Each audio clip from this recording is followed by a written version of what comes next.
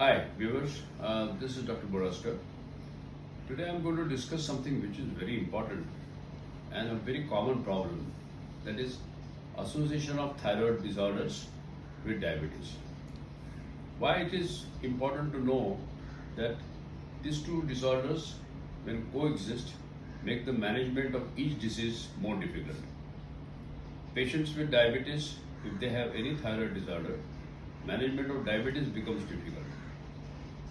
And also the treatment of thyroid becomes difficult if they are on various anti-diabetic drugs.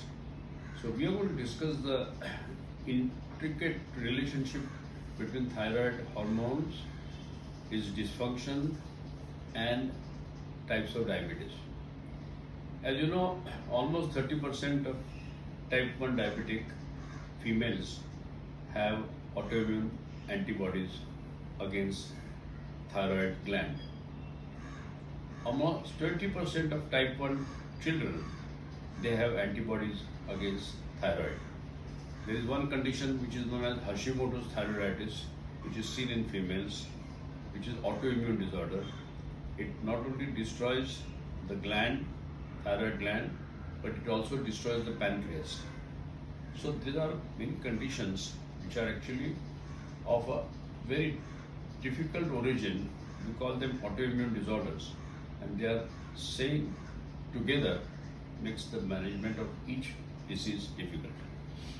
You realize the thyroid hormone is one of the largest endocrine gland, producing very important hormone known as thyroxine, which is utilized for metabolism of all pure foodstuff, and therefore it plays a great role in metabolism of fuel. Now, basically, the interpretation of thyroid function test is also very difficult. So we have certain tests which we do routinely, and they are known as T3 or triiodothyronine, T4 or thyroxine, and TSH is the thyroid stimulating hormone. And therefore, these hormones are routinely done whenever we do test for diabetes related complications, when we want to do the echocardiography, ECG, creatinine, and various parameters. T3, T4, TSH is asked routinely nowadays. Therefore, interpretation of these reports make it very important for us to start treatment at a right time. It's very strange that the treatment of hypothyroidism, which is only 200 rupees per year, but the investigation involved may run into thousands. And therefore, it is wrong on our part to see any person with vague symptoms, particularly females who come to your clinic with multiple symptoms, which you cannot really label under any disease. And we tend to feel that the girl is a neurotic or she is psychotic, and we treat her with antidepressants and treat her with sedatives, and only thing that we don't ask is to do a test for TSH or T3, T4, where the treatment is so simple. And therefore, hypothyroidism, remember that this condition is a third common condition after diabetes and obesity.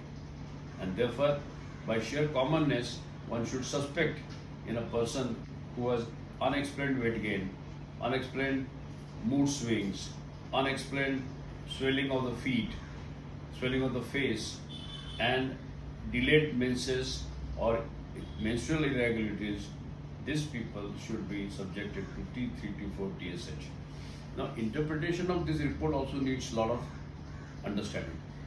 In normal person, the T3 and T4. T3 is the one which is get converted from T4. The circulating T4 is the one which is produced by the thyroid gland. You realize that many of the times the thyroid produces T4, which are half-life of 6 to 7 days, while that of T3 is 18 hours. So most of the T3 is converted from T4, and therefore you should know what is really active form is a T3.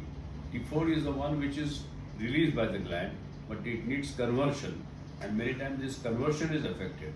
And to maintain this kind of secretion regularly, you need almost 150 microgram of iodine in your diet. Now that's a problem.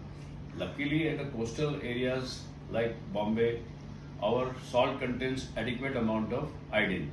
But in the hilly area, where the iodine is deficient in the soil, you need to take extra iodine tablets. And in the hilly area, you have a iodine deficiency goiters, big glands in the leg, because it is a compensatory hyperplasia, hypertrophy of the gland to augment the supply of T4. And that is what happens due to iodine deficiency. So these are the clinical parameters. Many times the patient walks in, your thyroid area is absolutely normal. There is no gland, there is no hyperplasia, there is no nodule, there is no gland which moves with the deglutition. So thyroid looks apparently absolutely normal. Even if you feel it, you don't get any granular feeling or nodular feeling. But you need to do the assays of T3, T4, TSH. Many times you have a normal T3, slightly elevated T4 or normal, and a normal TSH. Now each gland plays a very important role in controlling thyroid secretion is a pituitary gland. The pituitary gland, under its command, sends a hormone known as TSH, thyroid stimulating hormone.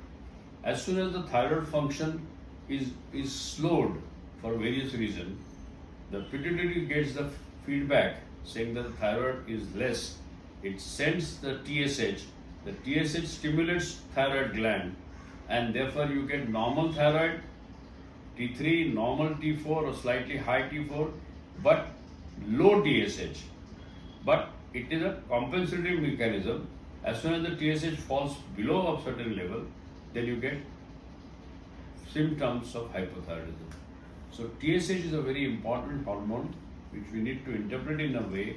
Many times normal TSH can still be augmented by pituitary, and the gland is doing a compensatory work, but it is under stress, and therefore TSH interpretation is very important when you are trying to treat diabetes and thyroid disease.